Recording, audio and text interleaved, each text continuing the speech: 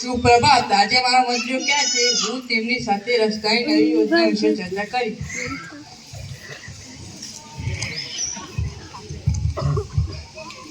મહારાજા, એક મહાન સાધુ આપણા રાજ્યમાં આવેલો છે. મંત્રીઓ એ સાધુના કેમ્પમાં ગયા છે. સાધુ? એક મહાન સાધુ? આ સાધુ કોણ છે? મને આ સાધુ વિશે કઈ ખબર નથી. ખબર છે રામન? સાધુ જો. હા રાજન, મેં આ સાધુ વિશે સાંભળ્યું હતું. તે હિમાલયમાંથી આવે છે. તે હવામાંથી સિક્કા, પવિત્ર ભસ્મ કરી અને ફળો ઉત્પન્ન કરી શકે છે. અને તેના કેમ્પ આગળ દરરોજ લાંબી લાઈન જોવા મળે છે. તે પૂજા કરીને ગમે તે બીમારી મટાડી શકે છે, પણ તેના માટે તમારે મોટી રકમ ચૂકવવી પડશે. રસપ્રદ છે. મારે આ સાધુ વિશે વધુ જાણવું છે, પણ તમે જઈ શકો છો. હું ફક્ત રામન સાથે આ સાધુ વિશે ચર્ચા કરીશ.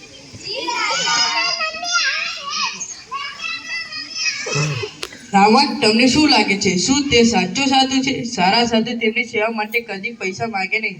આપને આ સાધુ પર નજર રાખવાની જરૂર છે. હા રાજન, મને પણ કંઈક અનુચિત લાગે છે. રામન, તમે તેમની શિબિરમાં જઈ આ સાધુ વિશે વધુ માહિતી શોધી કાઢો. ચોક્કસ રાજાજી.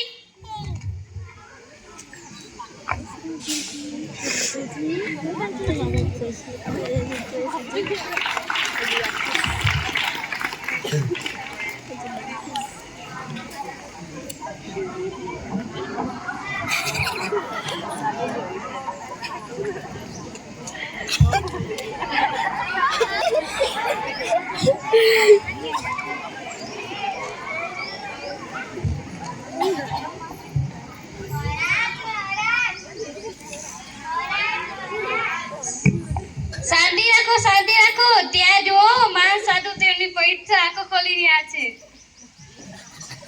લક્ષાધિપતિ ભવ.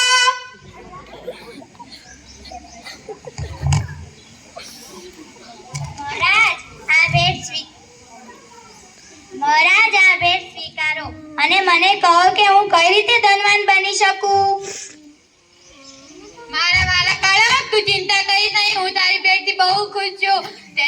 હું તારા ઘરે ચોક્કસ આવીશ અને તારા ઘરે પૂજા કરીશ. હા, ધનવાન બનવા માટે શું કરવું પડશે?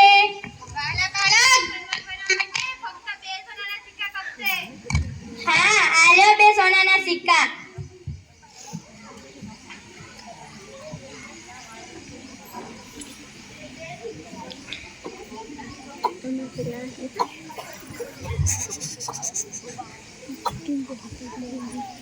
મહારાજ, તમે આ વિશ્વના સૌથી મહાન સાધુ છો. મહેરબાની કરીને મને આશીર્વાદ આપો. બચ્ચા, તેરા કલ્યાણ હો ગયા. લક્ષાધિપતિ ભવ. મારા વાળા બાળક, ઊભો થા. મને તારો પ્રોબ્લેમ જણાવ. મહારાજ, મારી પાસે એક મોટું ઘર, ઘણા બધા પૈસા અને એક સુખી કુટુંબ પણ છે. પણ એવું કઈ કરો કે હું મૃત્યુ પછી સ્વર્ગમાં જઈ શકું. મારા વાળા બાળક, આ તો મારા માટે ખૂબ જ સરળ છે. નજીક તો આવ.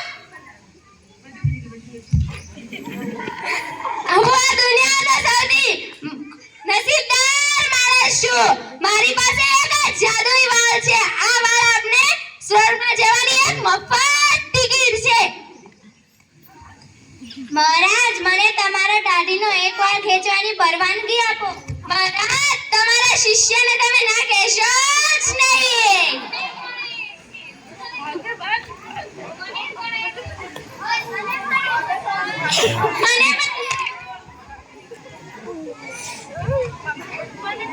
આ સાધુનું આ સત્ય છે. એ તમારા પૈસા અને ભેટકાજી આવે છે, કારણ કે આપણા કમાયેલા આવા સાધુને પૈસા દેવાની કોઈ જરૂર નથી.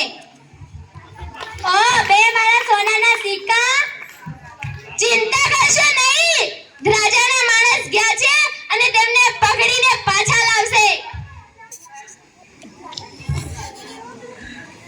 પ્રવેશ आहे.